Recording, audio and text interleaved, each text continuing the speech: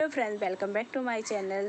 जय माता दी। बहुत समय पहले की बात है। एक साहूकार के 7 बेटे और उनकी एक बहन करवा थी। सभी भाई अपनी बहन से बहुत प्यार करते, यहाँ तक कि वह पहले उसे खाना खिलाते थे, बाद में स्वयं खाना खाते थे। एक बार उनकी बहन ससुराल से मायके आई थी। शाम को सारे भाई अपना व्यवसाय बंद कर घर आए तो देखा कि उनकी बहन बहुत व्याकुल थी। सभी भाई खाना खाने बैठे और अपनी बहन से भी खाने का आग्रह करने लगे, लेकिन बहन ने बताया कि आज उसका करवा चौथ का निर्जल व्रत है और वह खाना सिर्फ चंद्रमा को देखकर, उसे अर्घ देकर ही खा सकती। चूंकि चंद्रमा अभी तक नहीं निकला है, इसलिए वह भूख प्यास से व्याकुल बैठी है। सबसे छोटी भाई को अपनी बहन की हालत देखी नहीं गई। वह दूर पीपल के पेड़ पर जाकर एक दीपक जलाकर चलनी की ओर में रख देता है और दूर से देखने पर ऐसा प्रतीत होता है जैसे चतुर्दशी का चांद उदय हो गया। इसके बाद भाई अपनी बहन को बताता है कि चांद निकल आया है, तुम अर्घ देकर भोजन कर सकती हो। बहन बहुत खुशी के मारे सीढ़ियों पर चढ़कर चांद को अर्घ देती है और उसे अर्घ देकर खाना खाने बैठ जाती है। वह पहला टुकड़ा मुंह में डालती है तो उसे छींक आ जाती है, दूसरा टुकड़ा डालती है तो उसमें बाल निकल आता है और जैसे ही तीसरा टुकड़ा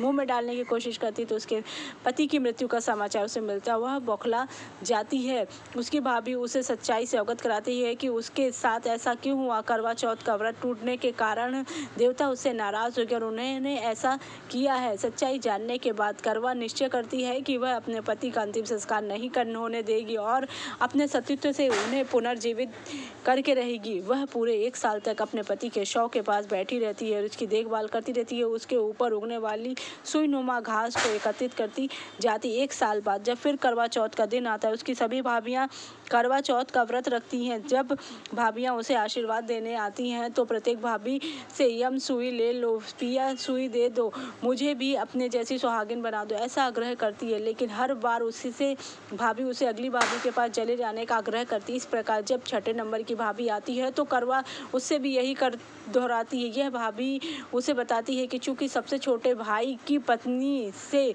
उसका व्रत टूटा था, उसी की पत्नी में वह शक्ति है कि वह तुम्हारे पति को दोबारा जीवित कर सकती है। इसलिए जब वह आए तो तुम उसे पकड़ लेना और जब तक वह तुम्हारे पति को जिंदा ना कर दे उसे नहीं छोड़ना। ऐसा कहकर वह चली जाती है। अंत में सबसे छोटी भाभी आती तो करवा उनसे सुहागिन बनने का आग्रह करती है, लेकिन वह टाल मटोल करने लगती है। इससे देखकर करवा उन्हें जोर से पकड़ लेती है और अपने सुहाग को जिंदा करने के लिए कहती। भाभी उसे छुड़ाने के लिए सोचती है और लेकिन छुड़ा नहीं पाती। अंत में उसकी तपस्या को देखकर भाभी पसीज जाती है और अपनी छोटी उंगली को चीर कर उसमें से अमृत उसके पति के मुंह में डाल देती है और करवा का पति तुरंत श्री गणेशाय नमः कहकर उठता है। इस प्रकार प्रभु कृपा से उसकी छोटी भाभी के माध्यम से करवा को अपना सुहाग वापस मिल जाता है।